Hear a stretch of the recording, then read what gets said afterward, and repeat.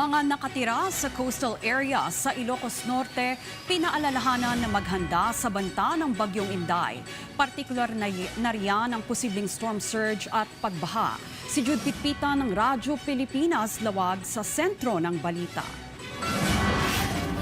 Nakiusap ang lokal na pamahalaan ng Pagudpud, Ilocos Norte sa mga residente na nakatira sa high-risk area na makipagtulungan sakaling magpatupad sila ng preemptive evacuation. Kabilang nga sa binabantayan ng LGU ang mga barangay Pansyan at Pasaleng na maaring maapektuhan ng storm surge at pagbaha mula sa epekto ng Bagyong Inday. Todo alerto ang Municipal DRRMO dahil ang bayan ng Pagudpud ay nasa dulong bahagi ng Ilocos Norte. Nakataas din ang Tropical Cyclone Wind Signal number 1 sa buong Ilocos Norte. Bukod sa sanib puwersa ang PCG, PNP at BFP sa pagbabantay rito, handa na rin ang mga heavy equipment ng Department of Public Works and Highways o DPWH sakaling magkaroon ng landslide, lalo na sa may parteng Pagudpud Viaduct. Bandang alas 9 ng umaga kanina nang magsimulang umulan sa Lawag City.